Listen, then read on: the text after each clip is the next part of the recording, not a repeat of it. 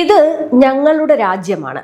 ഈ മണ്ണും ഇതിന്റെ പരമാധികാരവും സംരക്ഷിക്കാൻ എന്ത് വില കൊടുക്കേണ്ടി വന്നാലും അതിനി ഞങ്ങളുടെ സ്വന്തം ജീവനായാലും ജീവിതമായാലും അതിലൊരു വിട്ടുവീഴ്ചയുമില്ല.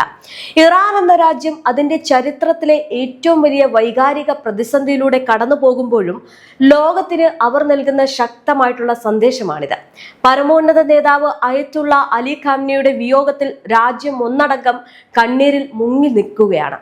ലോകത്തിന്റെ കണ്ണു മുഴുവൻ ഇറാനിലെ വിലാപയാത്രകളിലും ശവസംസ്കാര ചടങ്ങുകളിലുമാണ് ഇപ്പോൾ ഉള്ളത്.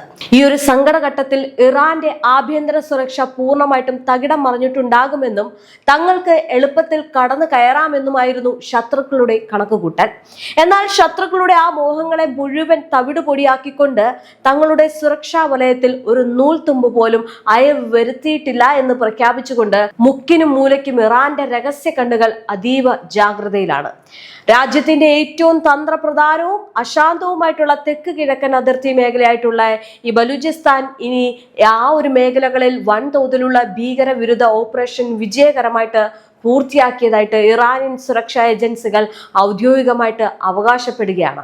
ഖമേനിയുടെ മരണശേഷമുള്ള ഭൗമ രാഷ്ട്രീയ സാഹചര്യം മുതലെടുത്ത് രാജ്യത്തിനകത്ത് വൻതോതിലുള്ള അട്ടിമറികൾക്കും ബോംബാക്രമണങ്ങൾക്കും ചോരപ്പുഴ ഒഴുക്കാനും പദ്ധതിയിട്ട നിരവധി അന്താരാഷ്ട്ര തീവ്രവാദ സംഘടനകളെയാണ് ഇറാൻ ഇന്റലിജൻസ് മന്ത്രാലയവും ഇസ്ലാമിക് റവല്യൂഷണറി ഗാർഡ് കോർപ്പസും ചേർന്ന അതിർത്തികളിൽ വെച്ച് തന്നെ കീഴ്പ്പെടുത്തിയത്. പിടിയിലായ ഭീകരർക്ക് അമേരിക്കയുടെയും ഇസ്രയേലിന്റെയും രഹസ്യ അന്വേഷണ ഏജൻസികളുമായിട്ട് നേരിട്ട് ബന്ധമുണ്ട് എന്നാണ് ഇറാൻ ഉന്നയിക്കുന്ന ശക്തമായിട്ടുള്ള ആരോപണം. അതായത് വിലാപ ചടങ്ങുകൾ ഒരു വശത്ത് നടക്കുമ്പോൾ അത്രയും ജാഗ്രതയോടെയാണ് IRGC നിൽക്കുന്നത്. തന്റെ രാജ്യം ഒരിക്കൽ പോലും അല്ലെങ്കിൽ ഒരാളുടെ മുമ്പിൽ പോലും അടിയറവ് പറയില്ല, അവർക്ക് മുന്നിൽ കാഴ്ചവെക്കില്ല, അതിന് മുന്നിൽ പതറില്ല എന്ന ഏറ്റവും ശക്തമായിട്ടുള്ള നിലപാടും ഊർജവുമായിട്ട് മുന്നോട്ട് പോകുമ്പോൾ അവിടെ അമേരിക്കയും ഇസ്രയേലും പതറുകയാണ്. വിലാപ ചടങ്ങുകളുടെ മറവിൽ രാജ്യം കാവൽ മറയ്ക്കുമെന്ന് കരുതിയ ആധുനിക സ്നൈപ്പർ റൈഫിളുകളും അതുപോലെ തന്നെ ഈ സ്റ്റാർലിങ്ക് സാറ്റലൈറ്റ് ഇന്റർനെറ്റ് സംവിധാനങ്ങളുമായിട്ട് അതിർത്തി കടന്നെത്തിയ വിദേശ ഏജന്റുമാരെ ഇറാൻ സുരക്ഷാ സേന പൂട്ടിയതിന് പിന്നിലെ ഞെട്ടിക്കുന്ന കഥ എന്താണെന്ന് നോക്കിക്കഴിഞ്ഞാൽ അവിടെ നമുക്ക് കാണാൻ കഴിയും ആ സംഭവിച്ചിരിക്കുന്നത് ആ ഇറാന്റെ അത്യുഗ്രമായിട്ടുള്ള നീക്കമാണ് എന്നത്. ലക്ഷക്കണക്കിന് ജനങ്ങൾ തെരുവിൽ നിൽക്കുമ്പോൾ അതിർത്തിയിലെ ഓരോ ചലനങ്ങളും ഇറാൻ നിരീക്ഷിച്ചത് എങ്ങനെയായിരുന്നു? ഇറാന്റെ ഔദ്യോഗിക വൃത്തങ്ങൾ പുറത്തുവിട്ട വിവരങ്ങൾ പ്രകാരം സഹൈദൻ, ചാബഹാർ, ഇറാൻ ഷഹർ, ഖാഷ്, തഫ്താൻ തുടങ്ങിയ തന്ത്രപ്രധാന മേഖലകളിലായിരുന്നു ഭീകരവിരുദ്ധ നടപടികൾ പ്രധാനമായിട്ടും കേന്ദ്രീകരിച്ചത്. IRGCയുടെ പ്രത്യേക സൈനിക വിഭാഗങ്ങളും പ്രാദേശിക നിയമപാലന സേനയും സംയുക്തമായിട്ട് നടത്തിയ ഓപ്പറേഷനിൽ നിരവധി കേന്ദ്രങ്ങളിൽ ഒരേ സമയം റെയ്ഡുകൾ നടത്തി. ഏറ്റുമുട്ടലുകൾക്കൊടുവിൽ 5 പ്രധാന ഭീകര പ്രവർത്തകരെ ജീവനോടെ പിടികൂടിയതായിട്ടും 2 പേർ കൊല്ലപ്പെട്ടതായിട്ടും ഇറാൻ തന്നെ അറിയിക്കുകയാണ്. അതായത് ഇറാനെ വകവരുത്താൻ അല്ലെങ്കിൽ അവിടുത്തെ കാര്യങ്ങൾ ചോർന്നുകൊടുക്കാൻ ഈ പറയുന്ന പോലെ തന്നെ അവിടുത്തെ വിലാപയാത്ര നശിപ്പിക്കാൻ നോക്കിയവർക്ക് വലിയ പണി തന്നെയാണ് IRGCയുടെ ഭാഗത്ത് നിന്ന് കിട്ടിയത്. നിക്ഷാർ, ഖസർ, ഈ ഖാണ്ട് മേഖലകളിലെ സുരക്ഷാ കേന്ദ്രങ്ങൾക്കും ജുഡീഷ്യൽ സ്ഥാപനങ്ങൾക്ക് നേരെയുണ്ടായ ആക്രമണങ്ങളിൽ പങ്കുണ്ട് എന്ന് ആരോപിക്കപ്പെടുന്ന 5 അംഗ സംഘത്തെയും പിന്നീട് അറസ്റ്റ് ചെയ്തതായിട്ട് സുരക്ഷാ ഏജൻസികൾ അറിയിച്ചു. ഈ ഓപ്പറേഷനിടെ പിടിച്ചെടുത്ത ആയുധങ്ങളും സാങ്കേതിക ഉപകരണങ്ങളും സുരക്ഷാ ഏജൻസികളുടെ ശ്രദ്ധ പിടിച്ചുപറ്റുന്നതാണ്. ഒരു semi automatic sniper rifle, 3 Kalashnikov റൈഫിളുകൾ, 17 പിസ്റ്റളുകൾ, ഗ്രനേഡുകൾ, വൻതോതിലുള്ള വെടിക്കോപ്പുകൾ എന്നിവയ്ക്കൊപ്പം 4 ഹാൻഡ് ഹെൽഡ് വയർലെസ് കമ്മ്യൂണിക്കേഷൻ ഉപകരണങ്ങളും ഒരു സ്റ്റാർലിങ്ക് സാറ്റലൈറ്റ് ഇന്റർനെറ്റ് ടെർമിനലും പിടിച്ചെടുത്തതായിട്ട് ഇറാൻ അറിയിച്ചിട്ടുണ്ട്. ഈ ഉപകരണങ്ങൾ അതിർത്തി മേഖലയിലെ സുരക്ഷാ നിരീക്ഷണങ്ങളെ മറികടന്ന് രഹസ്യ ആശയവിനിമയം നടത്താൻ ഉപയോഗിച്ചിരുന്നു എന്നാണ് ഇറാൻ ആരോപിക്കുന്നത്. അത്യാധുനിക സാങ്കേതിക വിദ്യയും ആയുധ സജ്ജീകരണവും ഇവർക്ക് വിദേശ പിന്തുണ ലഭിച്ചിരുന്നു എന്നതിന് തെളിവാണെന്നും ഇറാൻ ഉദ്യോഗസ്ഥർ അവകാശപ്പെടുകയാണ്. പിടിയിലായിരിക്കുന്നവരെ കുറിച്ച് ഇന്റലിജൻസ് മന്ത്രാലയം നടത്തിയ പരാമർശവും ശ്രദ്ധേയമാണ്.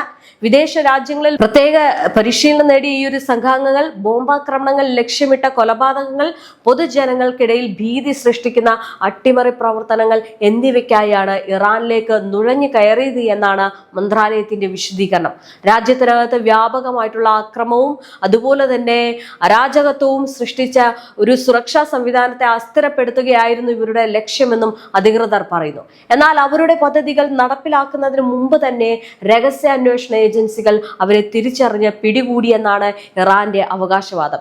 ഇതിനൊപ്പം ടെഹ്റാനിൽ നടന്ന മറ്റൊരു സുരക്ഷാ നടപടിയിൽ വിദേശ ഏജൻസികൾക്ക് വിവരങ്ങൾ ചോർത്താൻ ശ്രമിച്ചുവെന്നാരോപിച്ച് 6 പേരെ അറസ്റ്റ് ചെയ്തതായിട്ടും IRGC അറിയിച്ചു.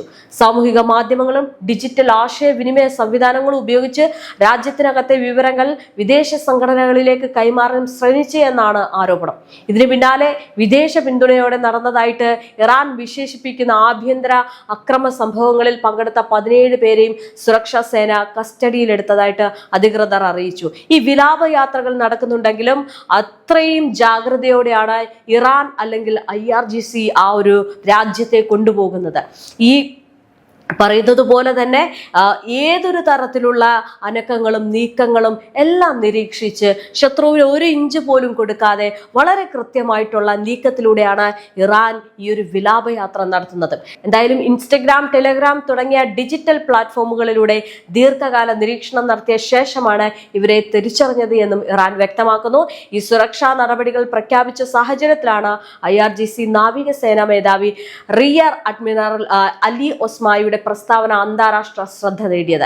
ഇറാന്റെ മുൻ പരമോന്നത നേതാവായ അയത്തുള്ള അലി ഖാംനിയുടെ ശവസംസ്കാര ചടങ്ങുകളോടനുബന്ധിച്ച് പുറത്തിറക്കിയ സന്ദേശത്തിൽ അമേരിക്കയ്ക്കും ഇസ്രയേൽ ഭരണകൂടത്തിനുമെതിരായ ദിവ്യ പ്രതികാരം വിദൂരമല്ല എന്നാണ് അദ്ദേഹം പറഞ്ഞതായിട്ട് ഇറാനിയൻ സ്റ്റേറ്റ് മീഡിയ റിപ്പോർട്ട് ചെയ്യുന്നത്. ഹോർമുസ് കടലിടുക്കിന്റെ സുരക്ഷയുടെ ചുമതലയിലുള്ള നാവികസേന ഉദ്യോഗസ്ഥർ ഖമേനിയുടെ ആശയങ്ങളും നയങ്ങളും തുടർന്നും ശക്തമായിട്ട് പിന്തുടരുമെന്നും അദ്ദേഹം വ്യക്തമാക്കിയതായിട്ട് റിപ്പോർട്ടിൽ പറയുന്നു. ഈ ഹോർമുസ് കടലിടുക്ക് ലോകത്തിലെ ഏറ്റവും തന്ത്രപ്രധാനമായിട്ടുള്ള സമുദ്രപാതകളിൽ ഒന്നാണ്. ആഗോള എണ്ണ കയറ്റുമതിയുടെ വലിയൊരു വിഹിതം ഈ ഒരു കടലിടുക്കിലൂടെയാണ് കടന്നു പോകുന്നത്. അതിനാൽ ഈ ഒരു മേഖലയുടെ സുരക്ഷയുടെ ചുമതലയുള്ള സൈനിക മേധാവിയിൽ നിന്ന് വരുന്ന ഏതൊരു പ്രസ്താവനയും പശ്ചിമേഷ്യയിലെ സുരക്ഷാ സാഹചര്യത്തെയും ആഗോള ഊർജ്ജ വിപണിയെയും ബാധിക്കാൻ സാധ്യതയുള്ളതാണ് എന്നാണ് അന്താരാഷ്ട്ര നിരീക്ഷകർ വിലയിരുത്തുന്നത്. ഇറാന്റെ ഔദ്യോഗിക നിലപാട് പ്രകാരം ഖമേനിയുടെ ശവസംസ്കാര ചടങ്ങുകൾ ഒരു നേതാവിനുള്ള യാത്രയയപ്പ് മാത്രമല്ല, രാജ്യത്തിന്റെ സ്വാതന്ത്ര്യവും ഇസ്ലാമിക് റിപ്പബ്ലിക്കിന്റെ ആശയങ്ങളും സംരക്ഷിക്കാനുള്ള പുതുക്കിയ പ്രതിജ്ഞ കൂടിയാണ്. അതിനാൽ ചടങ്ങുകളിൽ പങ്കെടുക്കുന്ന ജനക്കൂട്ടത്തിനിടയിലും സൈനിക നേതൃത്വത്തിന്റെ പ്രസംഗത്തിലും പ്രതികാരവും ദേശീയ ഐക്യവും ശക്തമായിട്ട് ഉയർന്നു വരുന്നതായിട്ടാണ് റിപ്പോർട്ടുകൾ സൂചിപ്പിക്കുന്നത്. അതേസമയം മറ്റൊരു കാര്യം കൂടിയുണ്ട്. ഈ ശവസംസ്കാര ചടങ്ങുകൾ നടക്കുമ്പോൾ അങ്ങോട്ടേക്ക് 13 രാജ്യങ്ങൾ അമേരിക്കയെ ഭയന്ന് എത്തിയിട്ടില്ല എന്നുള്ള വാർത്ത കൂടി വരുന്നുണ്ട്. അതായത് ഇറാൻ ഉന്നയിക്കുന്ന വിദേശ ഇടപെടൽ ആരോപണങ്ങളും അമേരിക്കയ്ക്കും ഇസ്രയേലിനുമെതിരെ കുറ്റപ്പെടുത്തലും സ്വതന്ത്ര അന്താരാഷ്ട്ര അന്വേഷണങ്ങളിലൂടെ സ്ഥിരീകരിച്ചിട്ടില്ല.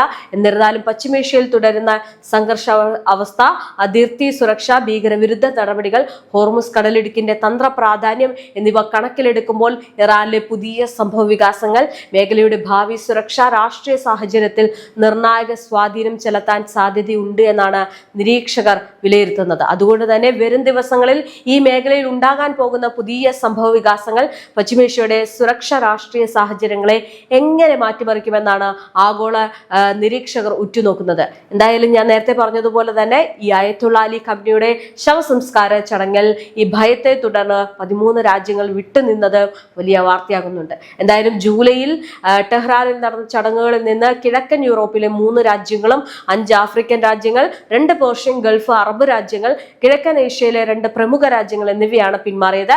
ഇറാന്റെ തസ്നീം വാർത്താ ഏജൻസിയാണ് ഈ വിവരങ്ങൾ എന്തായാലും പുറത്തുവിട്ടിരിക്കുന്നത്. US വിദേശകാര്യ സെക്രട്ടറി മാർക്കോ റൂബിയോ ജൂൺ 26-ന് US എംബസികൾക്ക് നൽകിയ രഹസ്യ നിർദ്ദേശത്തിലാണ് ഈ ഒരു വിട്ടുനിൽക്കൽ എന്നാണ് പറയപ്പെടുന്നത്. എന്തായാലും ഖമേനിയുടെ സംസ്കാര ചടങ്ങിൽ പങ്കെടുക്കുന്നത് വാഷിംഗ്ടണുമായിട്ടുള്ള ഉഭയകക്ഷി ബന്ധത്തെ ബാധിക്കുന്ന ശത്രുപരമായിട്ടുള്ള നടപടിയായി കണക്കാക്കുമെന്ന് അമേരിക്ക മറ്റു രാജ്യങ്ങൾക്ക് മുന്നറിയിപ്പ് നൽകിയിരുന്നു. കൂടാതെ ചില ആഫ്രിക്കൻ രാജ്യങ്ങൾക്ക് നൽകി വരുന്ന സാമ്പത്തിക സഹായങ്ങൾ നിർത്തലാക്കുമെന്ന ഭീഷണിയും US അംബാസഡർമാർ വഴി നൽകിയിരുന്നതായിട്ട് റിപ്പോർട്ടുകൾ വ്യക്തമാക്കുന്നു. അപ്പോൾ ഇതൊക്കെ കണക്കിലെടുത്താണ് ഈ രാജ്യങ്ങൾ എന്തായാലും വരാതിരുന്നത്. എന്തായാലും ഈ വിലാപയാത്ര നടക്കുമ്പോൾ ഒരു കാര്യം ഉറപ്പാണ്, അത്ര പെട്ടെന്നൊന്നും അമേരിക്കയ്ക്കും ഇസ്രയേലിനും ഇറാനെ തളർത്താൻ കഴിയില്ല. ഒരു നേതാവ് മരിച്ചത് അവരെ ഏറ്റവും കൂടുതൽ ആ ഒരു വിലാപയാത്രയിൽ മുതലെടുക്കാമെന്ന് കരുതിയ അമേരിക്കയ്ക്കും ഇസ്രയേലിനും എട്ടിന്റെ പണി തന്നെയാണ് കിട്ടിയിരിക്കുന്നത്. കാരണം അവർ കരുതി വെച്ചിരുന്ന അമ്പുകളുടെ എല്ലാം മുനയൊടിക്കുന്ന രീതിയിലാണ് ഇറാന്റെ ഓരോ നീക്കവും എന്ന് പറയുന്നത്. അതിൽ നിന്ന് നമുക്ക് മനസ്സിലാക്കാൻ സാധിക്കുന്നത് ഇനി എന്തൊക്കെ സംഭവിച്ചാലും എന്തൊക്കെ നടന്നാലും ഇറാന്റെ ഒരു രോമത്തിൽ പോലും തൊടാൻ ഇവർക്ക് കഴിയില്ല എന്നതാണ്.